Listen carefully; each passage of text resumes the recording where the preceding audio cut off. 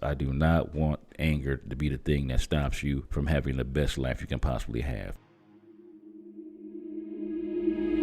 Welcome, family, to the Bacon Bits Podcast, where we desire for you to take the bits of information and immediately apply them to your life for success. The ground rules for our podcast is that it will always be encouraging, uplifting, and informative. The areas of life that we will be talking about on the Bacon Bits Podcast is dealing with having a balanced life. I need to hear you say it. Say it out loud. Say valuable. Information applied equals success. And what we are going to be talking about today is the stuff that is under anger. All of us at one time or another are going to get angry. That's just a given in life. That is life. And also to understand that anger is a normal, natural emotion. So there's nothing wrong with anger in and of itself. Got to get that out front. There is nothing wrong with anger in and of itself. But anger itself is usually referred to as a secondary emotion. It's usually not the main thing that's going on when we are actually angry. This because we tend to, as people, resort to anger to protect ourselves and cover up vulnerable feelings. And it's totally understandable because we always want to protect ourselves. And I totally get that and totally understand that, man. Never want to leave you out there vulnerable because those feelings we feel helpless at times. So the emotion sometimes and the anger kicks in to protect us. And some of the emotions beneath the anger is very difficult to identify. Some of it is hard to admit and definitely difficult to discuss, because I used to be one of those people that used to get, I call it rage. I wouldn't even call it anger. I would get so mad because I couldn't articulate my anger. So that was really big for me to finally take anger management classes, learn how to discuss, the exact way I was feeling because of anger. And it wasn't the anger itself, because sometimes we just going to have plain anger, and that's valid.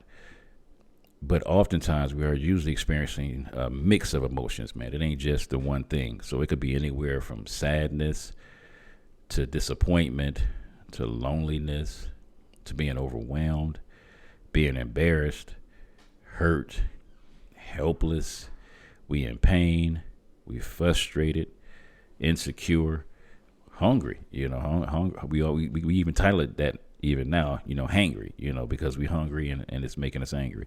We got grief that we haven't dealt with. Anxiety, is a huge topic in our day and time in this era that we live in now. Stress can make you feel a whole lot of anger. We feel threatened, which is definitely a way you want to get angry. You tired, man. When we tired, we don't make good decisions, so that makes us irritable, and then we get angry in that aspect. There's a lot of contempt or guilt.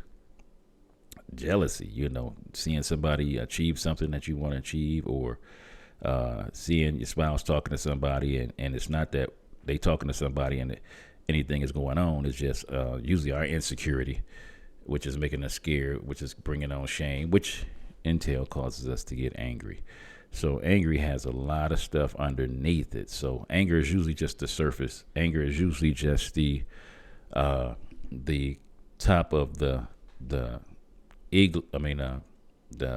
Lord forgive me, top of the iceberg. It's usually something way deeper than that.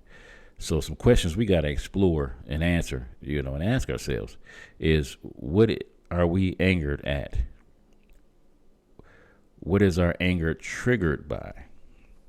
So let's sit down and take some time, because especially for my people that's out there that, man, guess what? There's levels of this thing that can't be dealt with, for the simple fact that, if you're a man, we ain't supposed to go to no, therapy. So we always have to get past that stigma.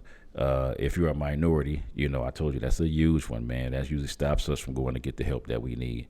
So for a lot of you guys that's listening to this podcast, this is going to be a type of therapy for you. This is not, I'm not a therapist, licensed therapist or anything of that nature, but I sure want to help as many people as I can to get to getting some help with their anger, because I do not want anger to be the thing that stops you from having the best life you can possibly have, man. So we have got to dig deeper and ask ourselves some of the questions that hold us back from having that great life. So once again, some of the questions, man, is what is your anger often triggered by?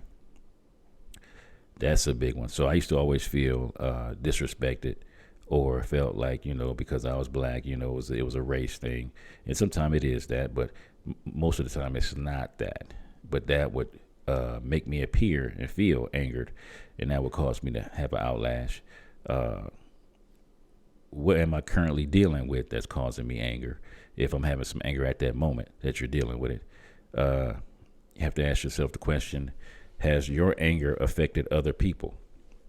And how have it affected other people? Has it made them, frustrated? Has it made them scared to be around you because of the outburst that goes on? Has it made them feel helpless, that there was nothing they could do? Is it causing them anxiety and stress? So you got to ask yourself those questions about the people that you're around, that your anger is causing them to feel some type of way. What emotions are acceptable for you to display as you were growing up, because I used to go out and sports was a big one, so anytime you was playing physical sports, that was a great way to, bump into people and tackle them or anything of that nature to get that anger off when that's not dealing with the issue. That's just feeling like you're getting rid of some of the frustration that's going on. How do you show difficult emotions? When you're going through stuff like when my wife had went through her brain surgery, what are you supposed to feel, man, when those types of things happen? You feel a sense of sadness because that was something that we didn't ask for this. You're feeling hurt because you wish it was something that you could do about it. There's guilt because, she the one got the brain tumors and I didn't get them. So there's a form of guilt there, which in turn was making me angry and wanting to go out and just destroy some stuff just to get that guilty feeling off. But there's nothing that could be done. It was what it was. And it was our jobs to allow ourselves to grieve and deal with the issue as it was happening. Can you think of a time you expressed anger in order to conceal another emotion you were feeling? So, you knew you was sad or you was in pain or you frustrated, but you use anger as a weapon or something to use in order to conceal another feeling.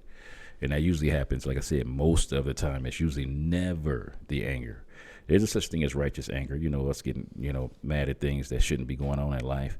But 90% of the time, it's usually because of some other feeling that's triggering the anger. Ask yourself, is it the anger that you have healthy? And when is it becoming unhealthy? It's healthy because you're having the anger and you're acknowledging that you have the anger. When does it become unhealthy is when we express it in ways that is not formidable to what needs to be done to solve the very issue that was making us angry in the first place. I want you to ask yourself the question, do you know of anyone who that manages their anger well? And what do they do? And being in the time frame that I'm in now in my life, I can honestly say that I think a lot more first before I respond. I make sure I've gotten the information that I need before making a decision to blow off and things of that nature. But I do have moments, and it's happened twice in the last couple of years, where I felt some type of way being in parking lots at stores. And it was something that, I noticed that it was certain people when I would see them, and it was not a judgment call, but it was just seeing people acting out of character, and that would get my blood boiling. So I had to catch myself and make sure that, Lord, I do not want nothing ugly to happen. So I had to talk to myself through the situation as it was happening. And I was talking to myself out loud when it was happening, just to make sure that I didn't take it to somewhere where it didn't need to be at. How could exploring emotions beneath the surface help you deal with the anger? So part of when you ask yourself, and tell yourself and acknowledge that you're angry, what are the other emotions beneath that we talked about that is really the issue and not just the issue itself? So what are some coping skills that you can use when you get angry. Not a matter of if you get angry, when you get angry. Part of those coping skills is identifying and avoiding triggers if possible. So if you know a certain people that's in your life that you know cause you to get angry, if there's certain places that you go that causes you to get angry, or certain situations that you have to deal with that cause you anger, a great thing to do is acknowledge that and say, you know what, I don't need to be in this environment anymore, because every time I'm here, it brings on some feelings that I do not like feeling. So identify that.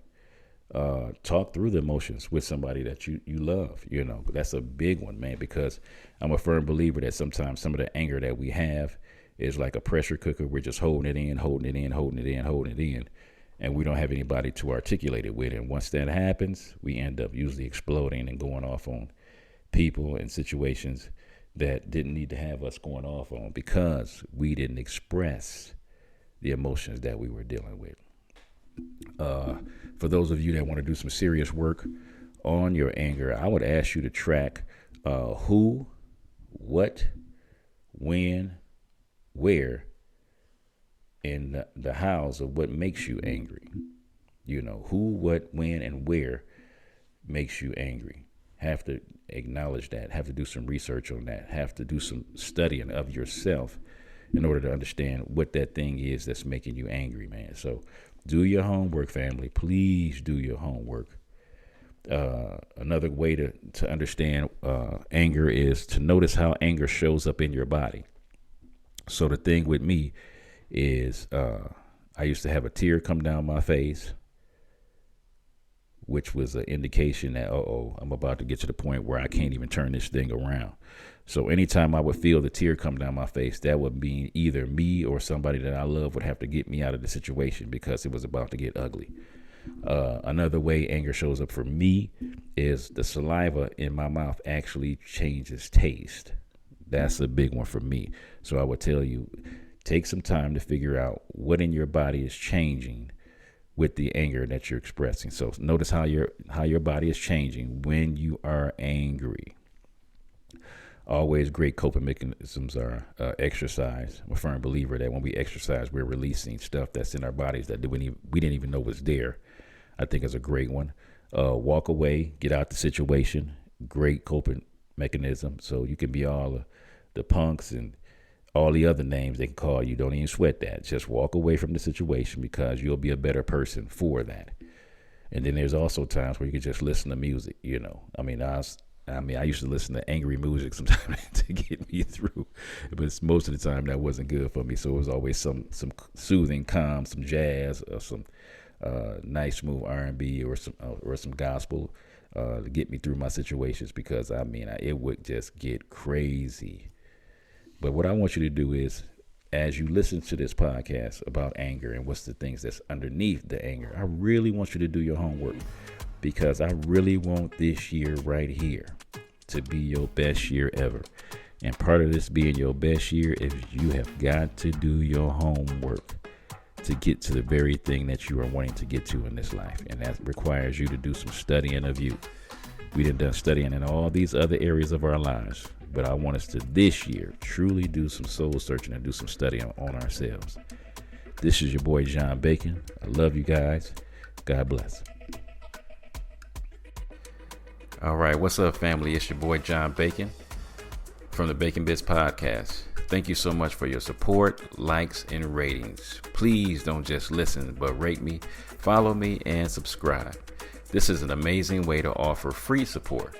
My beautiful queen and I have some books that we have written for your growth. So the first book we have is a workbook, actually. It's called Healthy Relationships, and this is a workbook through the lens of faith. Because what makes a relationship healthy or unhealthy? So this workbook is designed, it's a 12-week, it's a biblically grounded course, and every week has a few different principles. So if some of our principles, some of our topics that we're covering are respect, cultivating security. And this is not just between a husband and wife. This is between parents, between siblings, between friends, between your bosses, employers. So it's really important, and everyone deserves a healthy relationship. And also we have The Balanced Life by John Bacon. It covers how to be prosperous in your finances, relationships, your health, your mind, and your spirit. And we also have The Unraveling, a creative healing journal, pinings, poems, prayers, and ponderings of my precarious life. I've had a testimony of, I've had 2 brain tumors and 2 brain surgeries, and I'm super grateful, but I'm still grieving the process of healing. And this is part of the process. In this book, you have devotionals, you have prayers, and you have some ponderings. And in between these pages, there's a space for you to also be prompted to paint and to create your own, or maybe you want to write something in these books. This is part of your creative healing journal that we get to walk through together. And you guys can just head over to Kingdom Servants First. Kingdom Servants, the number 1, st.com. And you can purchase all 3 of these books. Thank you for your support, your love, and your contributions. God bless.